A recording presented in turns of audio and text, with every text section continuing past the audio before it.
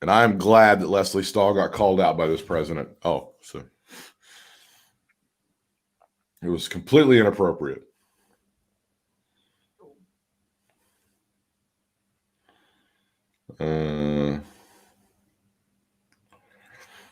Should be coming up here in a second. That's what she said. I think the Sarah Cooper thing is going to be on Netflix tomorrow. I think her special is going to be on. I watched Borat. Did you find it very cringeworthy and difficult to watch? No. I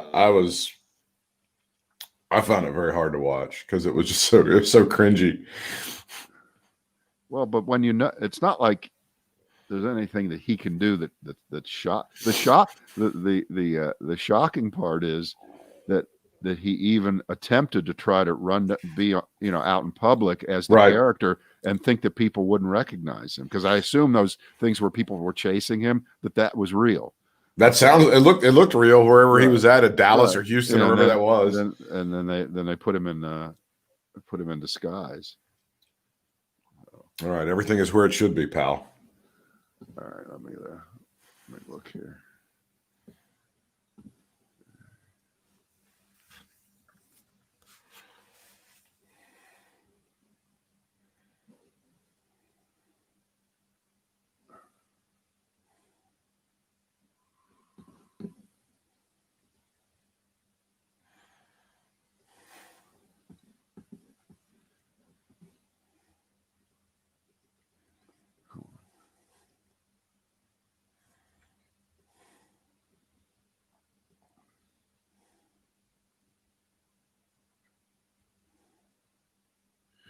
Okay. All right. I'm ready when you are. Yeah, man. Yeah, boy. Let's see what's up here.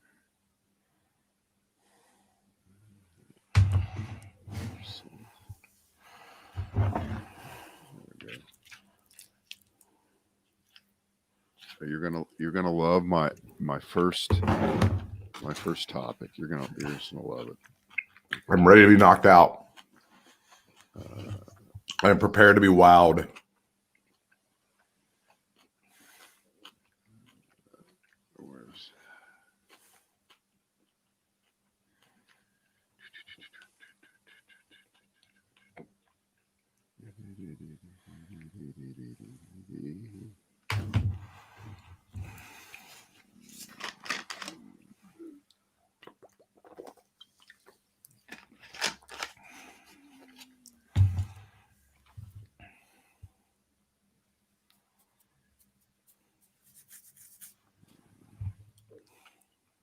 There it is. Okay. You ready? Ready. Had to find it. Took a while to find it. Pretty far in. The Brad and Britt cast is underway. Our first one for this week. Let me adjust that. Thank you. Adjust it. Yeah. I have some. I think you're going to enjoy this. I was reading a piece this afternoon about the campaign of Jamie Harrison in South Carolina. Okay. You can't know all the details of every local race, even if it's got national implications to it. And Jamie Harrison, let me read this. On the trail, he tries to speak above the partisan fray and present himself as the embodiment of the American dream.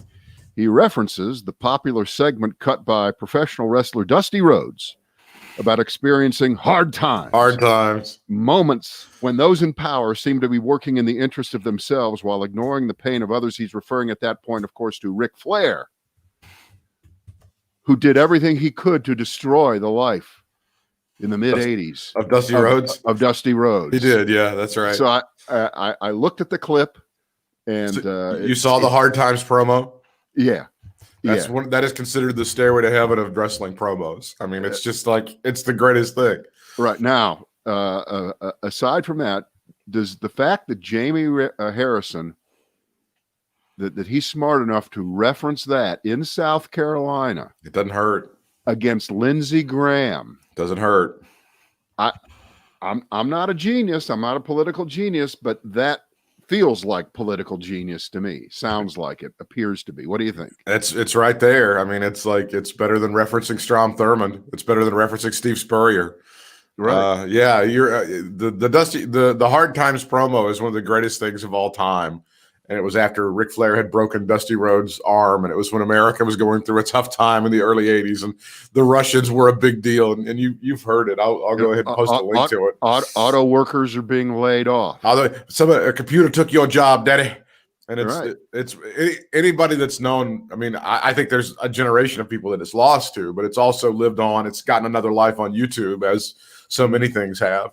So yeah, I think that's very smart of him. You know, culturally, wrestling used to be a big deal, at least in South Carolina. It's not as much anymore, but yeah, I think that's pretty cool that he did that. Well, but it doesn't have to be what it was, because think of who that's speaking to. Old people like me. Well, and you're an old white guy, aren't you? I am. And just because you're a demographic outlier, you're a traitor to your demographics. You're a white guy, 50, and not a Jew. That's right. And you should be voting Republican forever, right? Allegedly that's true. Yeah, I break all the stereotypes. That's exactly right. But if I can get through to you by speaking wrestling, the kind of wrestling that you cared about, the kind of wrestling that when wrestling was wrestling and it was great. Mm-hmm. So okay, I think we made the point. We can move on to anything else. Anybody around my age would know what that promo was, and they would know what that's all about. Absolutely, 100%. So yeah, God bless him. If it's him, if it's somebody in his office, whoever's feeding that shit to him, that's exactly what he should be doing. That's beyond brilliant, really. Right. Okay, so we're seeing more 4th and long Hail Mary passes being thrown by Trump than we've ever seen near the end of a campaign, and anytime. And I don't know if you saw the piece. It's by Ben Smith of the New York Times. It's a complete dissertation on how the whole Hunter Biden story was planned. I did see it. Yeah, plotted. I did read it. It was amazing. They tried to feed it to the Wall Street Journal, and the Wall Street Journal was like, no. And then there was it's pretty amazing. Right. But it's very important to try to picture 4 people at the White House plotting it out together, including Michael Bender, who was the best Washington reporter of the Wall Street Journal, being there. And they thought that they could just concoct this bullshit, hand it to him, and the Wall Street Journal would give this a veneer of legitimacy, because it's still considered to be a legitimate newspaper outside of the editorial pages, and it is. And unfortunately they miscalculated, because since it is still a legitimate newspaper, they started to look at it and said, I don't think so. I don't know. No, we're not going to go with this. There's not enough there. And so next thing you know, it ends up in the New York Post, where their standards are, we have no standards. We don't give a shit. We're in there. We're Rupert Murdoch's albino baby. Okay? That's right. We're just over here, and we'll do anything. All the news that's shit to print. Right. It gets into the system, and then by last week, the Wall Street Journal came and put out a statement. They published it saying there's really nothing there. We saw it. We looked at it. Nothing. Right. And in the process, Trump particularly would look at Fox News and any other right-wing blogs and other crap that he gets fed, and think that it was a story when it wasn't a story. So he would talk about it at the rallies. He talked about it at the debate. As if everybody should know about it. He referenced it as though it was like everybody should know what he's talking about when he talks about the big guy and all this other shit. Yeah. Inside baseball code. Yeah. That no one was paying attention to. Right. And you combine that with the fact that Twitter and Facebook said, we don't think that this should go out. It falls under the aegis of we're either going to ban it completely or we're going to put a big fat label on it. And that turned into a thing that Facebook and other social media giants are censors and acting as publishers. So now we have to take away all of the exemptions they've ever had Right. against getting sued for things that they put up there, when the fact is they're doing exactly 100% of what they're supposed to be doing right now. And the mainstream media organizations like the Wall Street Journal and the New York Times and the Washington Post are doing exactly what, had they done it 4 years ago, we wouldn't be talking about this, because Hillary Clinton would have been elected president. Because remember, the New York Times apologized later on. They did. They apologized for running basically unfettered access to the bullshit that was coming courtesy of the Trump campaign and the Russians and WikiLeaks and James Comey. And, well, if he says it, we have to put it out there because it exists. And this time they've smartened up. Yeah. And God bless them. And if Trump loses next week and Joe Biden wins, it will be largely, I think, the result of the fourth estate, or as Donald Trump calls it, the enemy of the people, deciding to stand up for the people, right, and not be distributors of lies, intentional, false slurs right. about Joe Biden. Hunter Biden, I don't give a shit. Hunter Biden can go to prison forever. It wouldn't bother me in the least. But again, you don't even start down that road, because they've proven nothing against Hunter Biden. That's right. There's been no proof of anything against. I don't even know if they've really. I think he's admitted to using cocaine, right, and being on drugs. But I don't think, in terms of doing anything inappropriate and using influence peddling or any of that stuff, there's been no serious allegation of that. Right. Despite the fact that the president has people chanting "lock him up" at the rallies time and time again. He's such a broken record on this shit. Yeah. It's so amazing. Come up with some new material, something. Right. Anything. Right. So we're a week out, 8 days, and you never want to say never, because you have to be paranoid and you have to worry that it's going to repeat itself. Obviously, you have to do that. But I don't think there are any other October surprises in the bank, because they thought this was the one. They thought this was it. Well, the name of the piece is like the return of the media gatekeepers, I think is what he called it. Right. And they tried to go through. This is how they used to do it, even back in the Steve Bannon days, is they would go to a legitimate news source, peddle the shit, lay it all out, and it would eventually get published. And they tried to do that here. Then Rudolph Giuliani just burst through the door and said, "Oh, no, fuck this," and I'll just get it in the New York Post. And then they had this other, that's Bulakowski or whatever this guy's name was, who was Hunter Biden's ex-partner. They decided he can't wait for the Wall Street Journal to take their sweet time fact checking this. So he's got to put a statement out and tweet about it, a bunch of shit. They've really outdone themselves. They've really undercut themselves in the way that they're doing this and the way they used to do it. Well, isn't that the definition of too smart by half?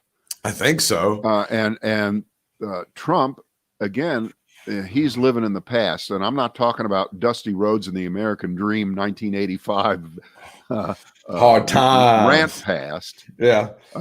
But I'm talking about, he thinks that everything that serendipitously happened in 2016 is going to happen again. He just has to put all the breadcrumbs out there. Everything's going to fall his way. He is going to draw the inside straight. He is going to pull out the states in the Midwest. They're all going to fall his way again. And you know that's true, because at every rally, he reminisces. He talks about that beautiful night. And the only thing more dreadful than hearing him recite the same thing over and over again, as if that's the greatest night in American history. Push aside July 4th, 1776. Yeah, fuck that. Push aside all those days. This is the great November 8th, 2016. Boy, we all remember where we were. Yeah. And he's obsessed with that.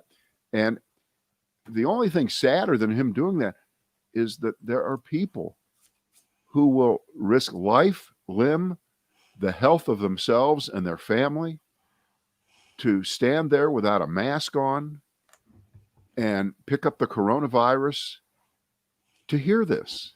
And you can't understand it. And I can't understand it. No. Okay. And it's not about, they're economically deprived and they feel that No. because of immigration, things are not fair. And Donald Trump has been the great equalizer. He's been their champion. Right. And so they're coming out to see their hero. And well, no, it's a lot of fucking racism to begin with. Well, and also we can go from there. The guy he's supposedly been the champion of, he's been kicking the shit out of his supporters with his policies Right. for about 3.5 years now. If you haven't figured that out, I'm sorry, I can't help you. You're voting against your own economic interest. Just start with that in 2020. That's all you got to know right there. Yeah, I've read a couple of pieces in addition to the complete failure of the Wisconsin miracle, the Foxconn factory. Remember, right after Trump got elected and was inaugurated, this happened, I believe, in February of 2017. Right. That's when he flew to Indiana and he went to that Carrier air conditioning and heating plant where they were about to move a bunch of jobs to Mexico. And this 3-minute video got out of the plant and the workers being told by the union head or the head of the plant that we're sorry, things are just there's nothing we can do about it. Right. And that turned into this thing. Trump flies out there and announces, this is not going to happen. I'm going to save the jobs. They're not going to Mexico. Well, here's the follow-up on it. You ready? The workers got fucked. There's so many more workers that lost their jobs. Of course and they that did. company got spun off and it's nothing. And the fact is, it's another Donald Trump flies in, makes a broad, tremendous announcement of superiority and grandiosity and gets the photo up, flies off. There's no follow-up. There's no teeth behind his professed strength to do anything. And you have all these, you need an updated Dusty Rhodes rant is what you really need against Donald Trump. I wish you could get it. Hard times when some fat ass flies in from Washington says he's going to keep your job and it don't, daddy. That's hard times. That's what it is. Hard times is when you got a disease that's gonna kill you, and he says "fuck you" and still spreading it all over the United States. That's hard times, daddy. Yeah. Now, the Super Spreader World Tour comes to Greensboro tomorrow, Brad. Mike Pence is bringing his Super Spreader World Tour to the Piedmont Triad International Airport.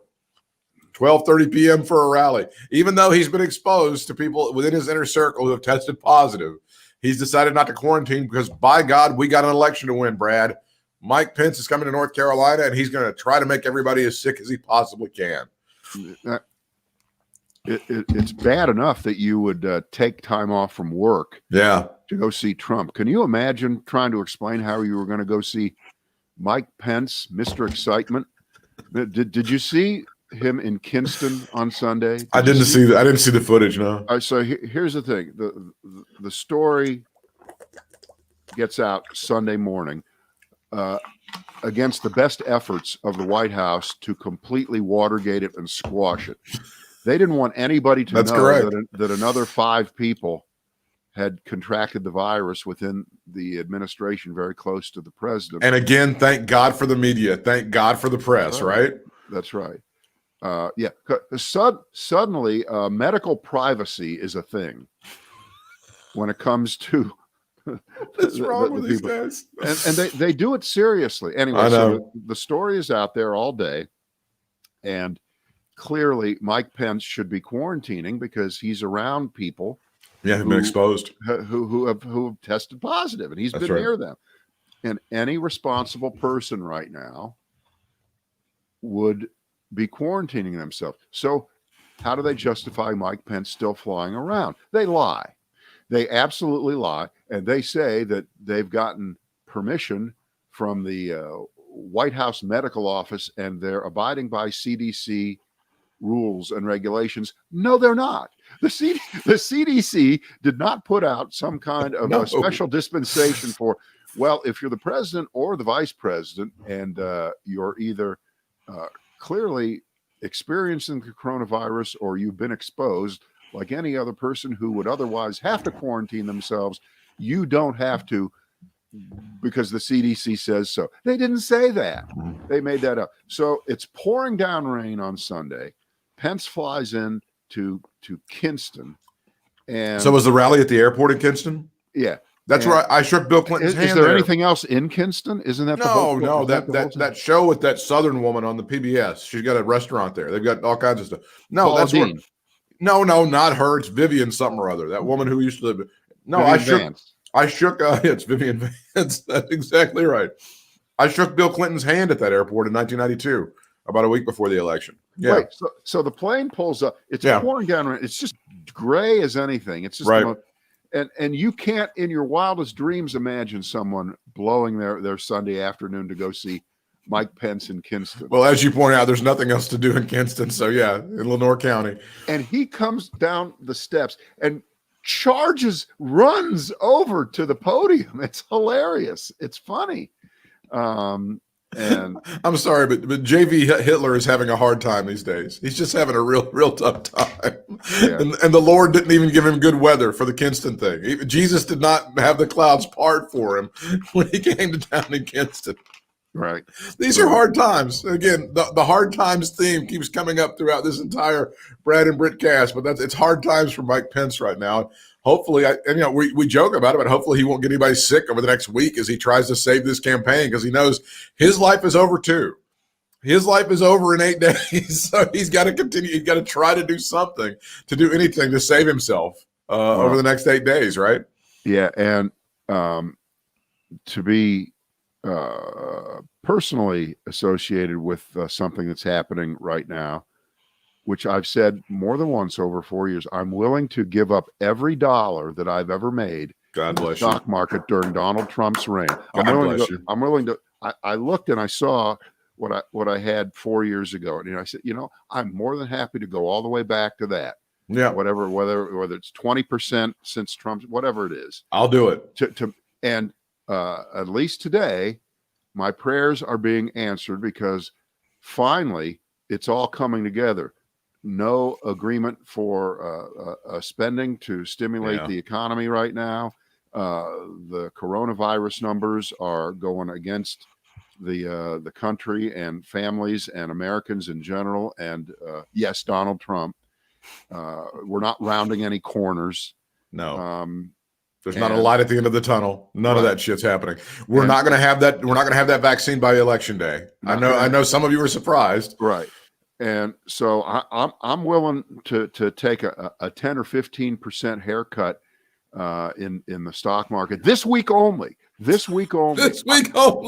I want it to go down this week, so that Trump can then complain that that's on purpose too. That was a plot against him.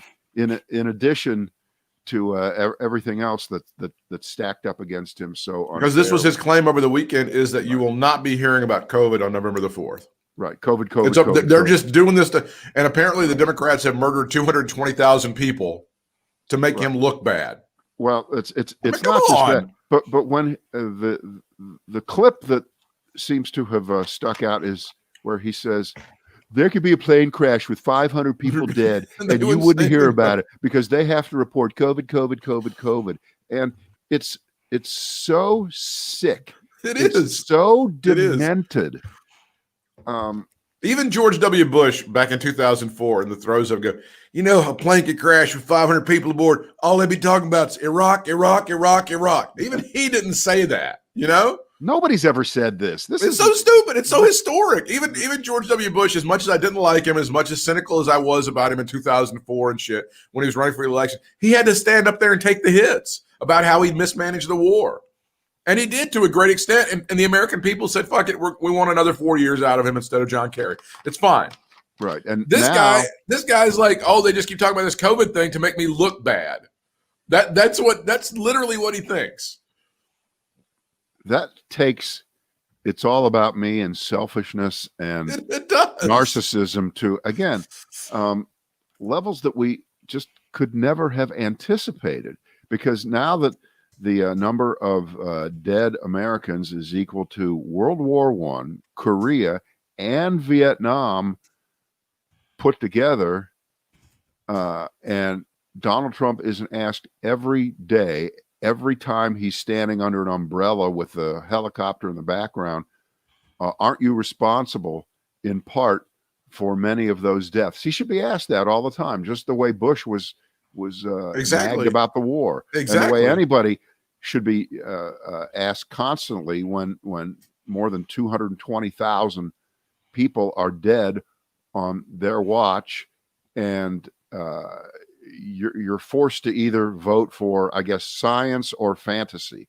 Is that what's on the ballot? Science or fantasy? Yeah, that's kind of it. I don't even know. And I haven't heard Mike Pence say this or anybody say this, but I guess the reason that this virus is still killing America is we're not praying hard enough. Somebody needs to literally, I'm sure that there are preachers saying that, but it's not made its way into the lexicon of a Mike Pence or a Donald Trump. So maybe that's what the deal is at this point. I don't know. I want to go back to the stimulus checks and the new round of stimulus and the lack thereof. Don't you feel it has literally come down to Mitch McConnell saying the money's not going to help us with our reelection? We're screwed anyway. We cannot save any Senate seats. We cannot save anything. So we're not going to give people the money. Don't you believe that that is the calculus? Yeah. I think that's it. And I think what you're hearing is that as soon as the election is over, there will be a deal very, very quickly, because right after the election is the safest time for anything to be done politically in the United States Congress, because it's the most distance to the next election that you ever are. That's right. Okay, you're a full 2 years away from just the midterm election. You're less accountable the day after the election than you are at any time. That's right. But meanwhile, businesses are closing, Christmas is a coming, and the goose ain't getting fat. The goose is skinny, and I'm not quite sure that we don't see disastrous economic numbers over the next few months, because a lot of the spending that was done in the spring and into the early summer was the result of the initial rounds of help from the federal government, and it's not there right now for a lot of people. Which means that people are being evicted from their apartments. Their mortgages are going into foreclosure. All of that shit's happening across America because Mitch McConnell made the choice that it's not going to help us out. That's what's happening right now. Well, it isn't even just it's not going to help us out. They are shifting ever so slowly, actually pretty quickly, back into what they would consider to be traditional republicanism, is if that can exist while Trump is president. It's over. If we can't spend that much money, it's too much debt. It's over. We don't want to lay this on our grandchildren. They're back to those old arguments. Meantime, we can look at the history and realize that even coming out of the 2008, 2009 deep recession, greatest one since the Great Depression, right, when they spent, I believe it was $900 billion as the rescue package, there were a lot of folks on the more liberal side who said it was not enough. It wasn't skinny. Big Absolutely. enough. Absolutely. And I think they were proven right. Absolutely. And anybody who wants to complain and bitch that the recovery was too long and too slow, right? Well, that might be the reason. If they would have spent $2 trillion or $3 trillion instead of $900 billion back then, it might have been faster. It turned out in general that, okay, maybe a long, slow recovery is better anyway than just bouncing back instantly, because then you set yourself up for inflation and things of that sort. But this is a different animal completely. This really demands a lot of money injected really quickly to cause a quick bounce back, of which Trump lies and brags that we've already had one and we're in the middle of the greatest recovery ever, because when you lose 23 million jobs and you gain back 11 in 3 months, he claims that the 11 is the greatest job creation 3 months back to back to back ever. So I'm the greatest president ever. Reelect me. And people are smarter than that. I think the whole two Americas idea, which has gone, go back to Huey Long or go through John Edwards. It's been used over and over again. Now, I think the two Americas are the America you live in and I live in. We have jobs, we have income, we have portfolios. We're doing fine. And the tens of millions of people who are experiencing a Great Depression. We have a Great Depression America, and we have a non-Great Depression America. Right. And since a lot of us don't live in it, particularly the members of the U.S. Congress, holy Toledo, you talk about not ever getting out there. Do they not ever drive by a shopping center? Do they not ever drive by a strip center on a street where I don't think they do. All these restaurants are closed, where all these stores have gone out of business? Do they not know that that's what America is experiencing? That it is not where the Dow Jones Industrial Average closes on a daily basis. That is not going to decide the future, not only for the country, but it's going to decide the future for them at the in the election that's going on now that finishes up next week. They're going to get kicked out. A lot of them are. There are going to be a lot of surprises next. I think there's going to be a lot of shocking results. I certainly hope so. But I mean, you just think about the cynical nature. If you're a Mitch McConnell and you go, fuck them, I don't care about the people because that's not going to help save any of our asses. And you're a Tom Tillis and you're in North Carolina and you're getting your butt kicked and you're having a real struggle, even as you try to smear all kinds of stuff against Cal Cunningham. Aren't you begging Mitch McConnell, please pass something so I could at least go to the people and say, Donald Trump did this and I helped get you this money in your pocket? Aren't you trying to do that? Hey, can I do an imitation? Yeah, go for it. And I'm going to describe this for our podcast listeners. I've got my two hands around a glass of water, and I'm slowly bringing it to my lips. Who is that? Who was that? But don't you think the Tillis campaign is begging Mitch McConnell to do something so that they can at least go and try to save his ass? Oh, and I thought of the campaign slogan. Cal Cunningham may have slept with someone, but Tom Tillis has fucked millions of North Carolinians. How do you like That'll that? Work. I think is that good on a T-shirt? You think? Why don't you go ahead when you're going and passing out your literature at the polls? Why don't you go ahead and print some of that out and pass it out to some folks? I have a new slogan for Fox News. It's "We repeat, you decide." What do you think? What do they repeat? They just repeat the same shit. Yeah, over and over again. Right.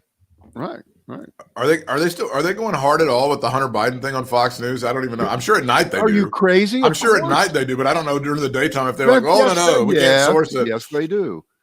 Yes, they do. They run. They run all the Trump rallies, whether there's 2 or 3 a day, but they cut out from them. They don't run all the way through. Here's the FoxNews.com website. The number one story is election experts weigh in. Early voting surged as several states hit more than 60% of 2016 turnout. That's their top story, Brad. Well, okay. At least it's not Hunter Biden. How far down do you have to go to get to the Hunter Biden shit? Let me see. It's a ways down, actually. They're trying to play good cop, bad cop on this shit. Well, but it also could be capitulation. It also could be we give up. We gave it our best shot. It's not going anywhere. We can only look stupid for so long. Mark Meadows, the former congressman from Western North Carolina and the current chief of staff, putting out the message that I believe the quote was, "We're not going to control this pandemic." Right. He was being questioned. I guess it was by Chris Wallace, and he was like, "Well, why don't you guys?" No, it was Jake Tapper. Oh, it was Jake Tapper, and he said, "Well, why don't you wear the masks and stuff? And when they go to the rally, why don't you even try to have any semblance of trying to control this thing?" And he goes, "Well, we're not going to control this pandemic," which means it's capitulation. They've thrown up the white flag on this thing. Fuck it, we don't care. We can't do anything about it. Right. It's way worse, and should be way worse than the Joe Biden oil industry gaffe, which they think that's going to win Pennsylvania for them. They've decided they're going all in on that. This is Joe Biden saying we're moving away from fossil fuels, which has been our policy for many years. I know, but he didn't say it that artfully. He said, "I'm going to end the oil." You know what the deal is. Yeah, don't try to explain the reality of it. It's the perception of it. Of course, the perception is now the perception with Mark Meadows. And again, that isolated clip, we're not going to stop the coronavirus. He did say right after that, "Oh, we're going to try to do this, but it was really stupid for him to say that. And what's fair for the goose is good for the gander. So he's paying heavy, and the president is paying heavy for that comment.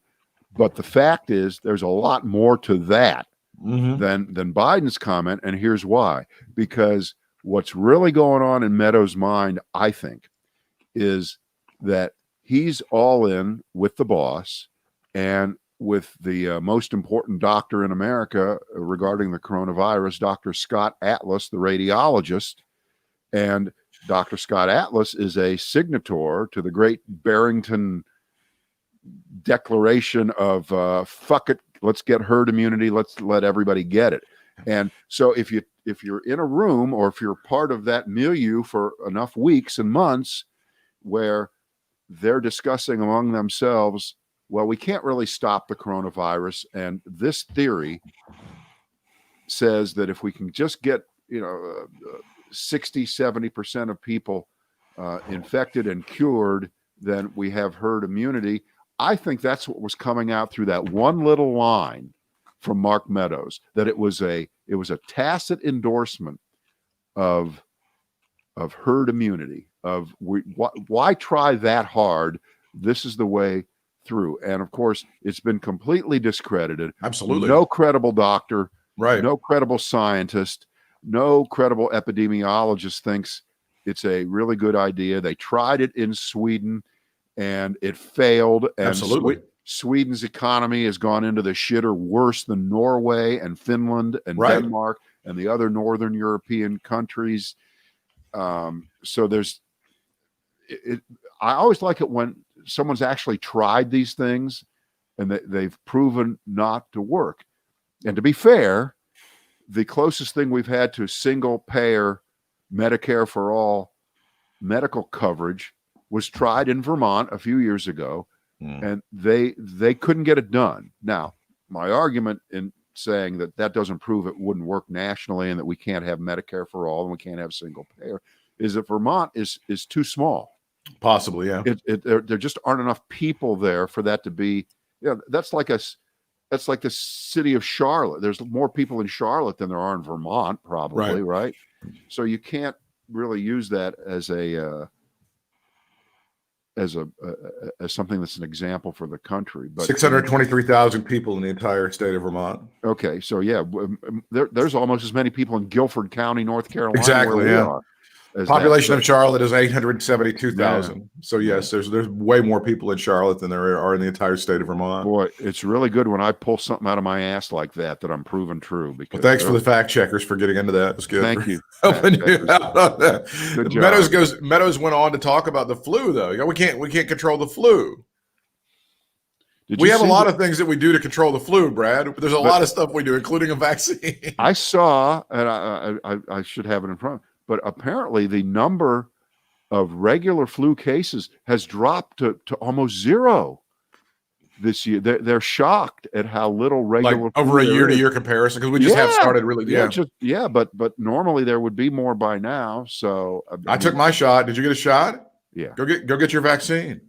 Yeah, I got it. For God's sakes, absolutely get the vaccine. That's exactly what you should do. So Mark Meadows is taking some heat over that particular statement that he made about. It did sound like capitulation. It did sound like they're giving up. Like just fuck it, and you guys quit talking about it. It's not just that; it's all timing. Okay, they can't run away from this. Right? They cannot run away from this, and let's just say by chance that the whole thing about the oil industry works in Pennsylvania. There are enough people in Pennsylvania who buy into this. This is the modern equivalent of the subsidies for the corn farmers in Iowa. That used to always be the biggest deal. In the primaries, when people would run for president, they would all argue, and this was the most local issue ever. The rest of the country went to sleep every time this would come up.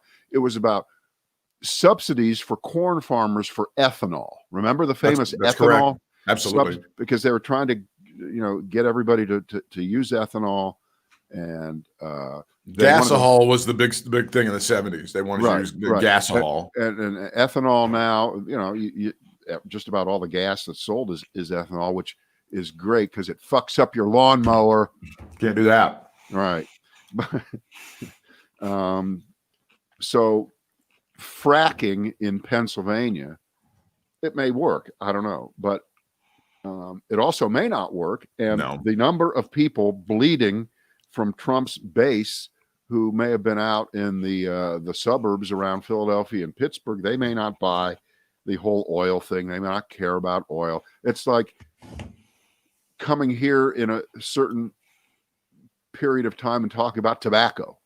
Yeah, but and it's thinking, also and thinking that everyone in North Carolina is a tobacco farm. It was dependent on tobacco. When I was born and raised in this state, the money that was made by my family didn't have, well, it had something to do with tobacco, but no, we were not that invested in it. Fracking also, what it does is helps poison the water of a lot of people who are very poor.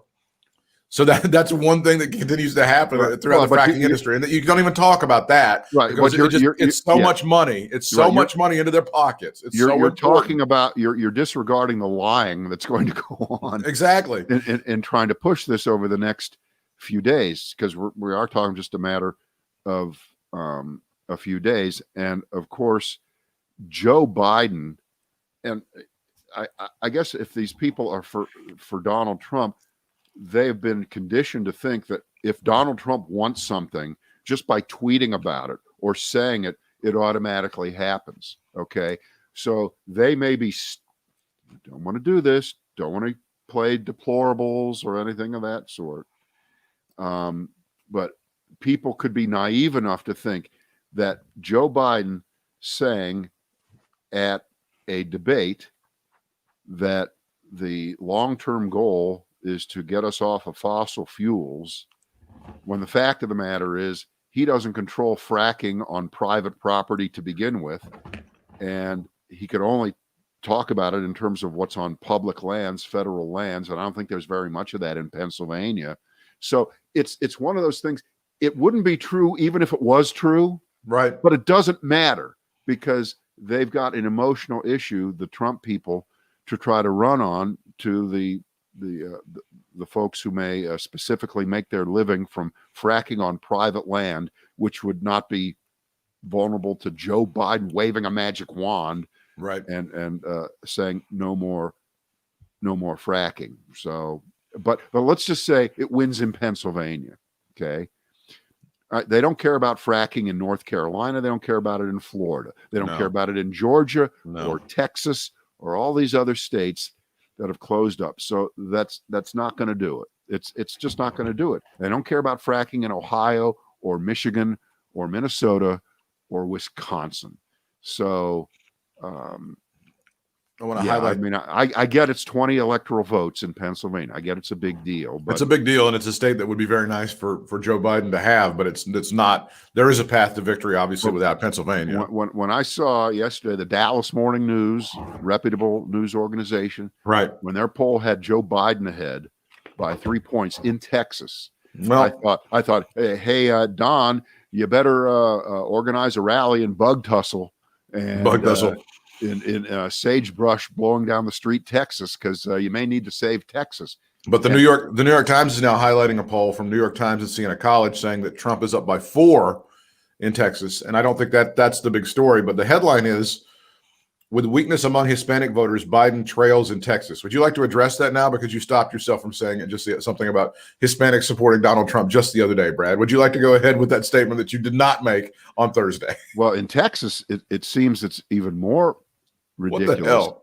What the hell? That you would be, because, that is the border. Yeah. Okay. Immigration across the border is not an issue in Florida. It doesn't happen there. We don't have people swimming over from Cuba anymore. Exactly. That I know of. Although, what's his name? The guy who was on the Dodgers.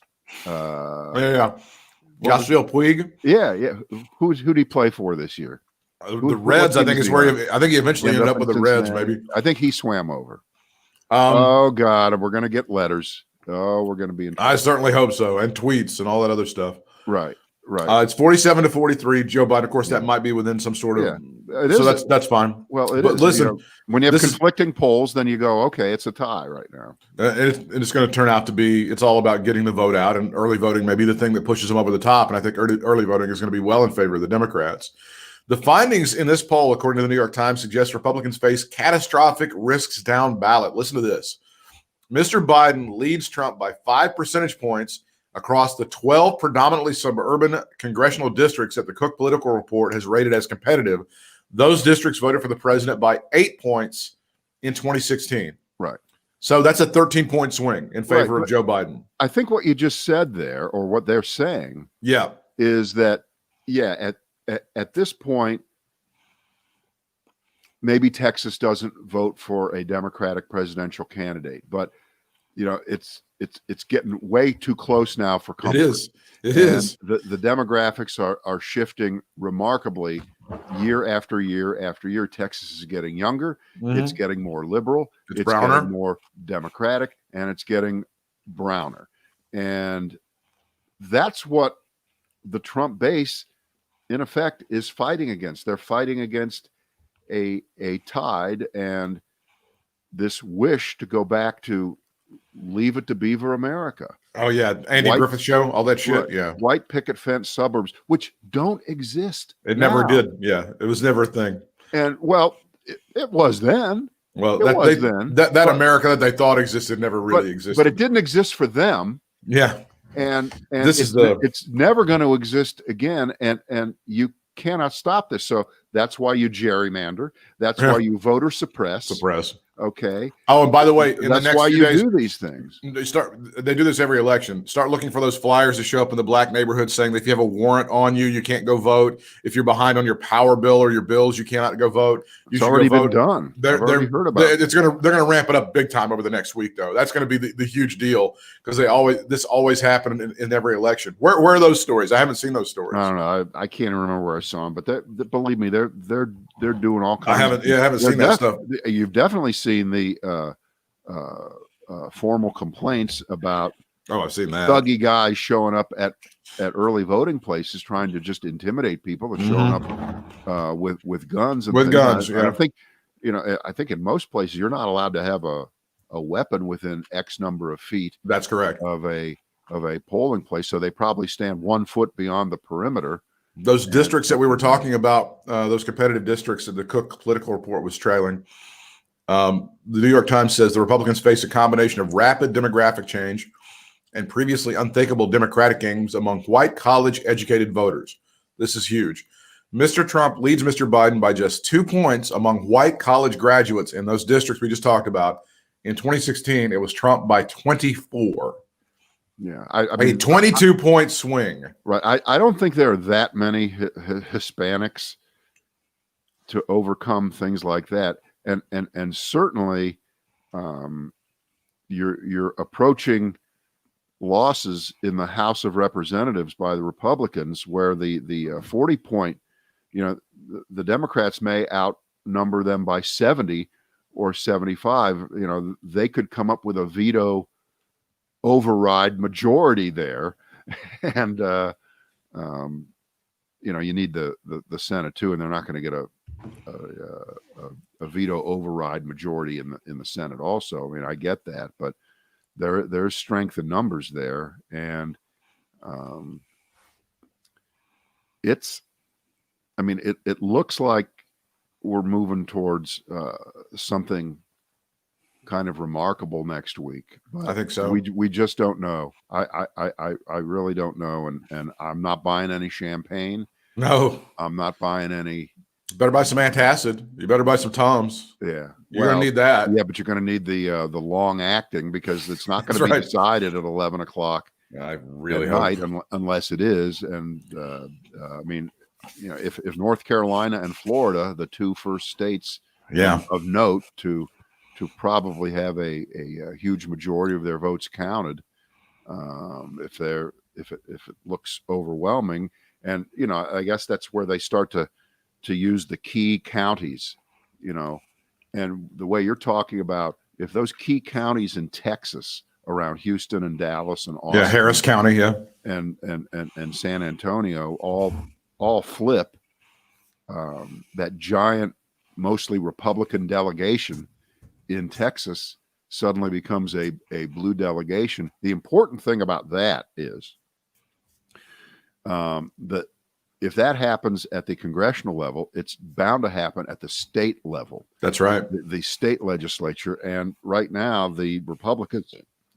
have I think 26 to 24 advantage in the number of state legislatures that they control. So when Trump tries to cheat and tries to throw it into the House of Representatives, okay,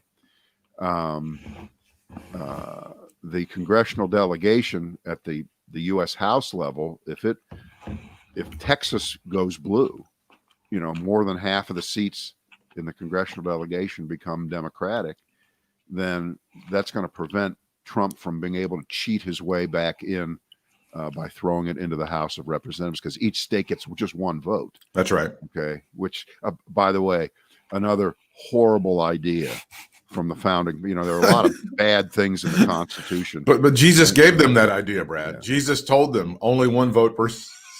What the hell? Yeah. So, I think we've exhausted everything we can. I know that you want to go ahead and make your preparations so you can get ready for the Mike Pence rally tomorrow.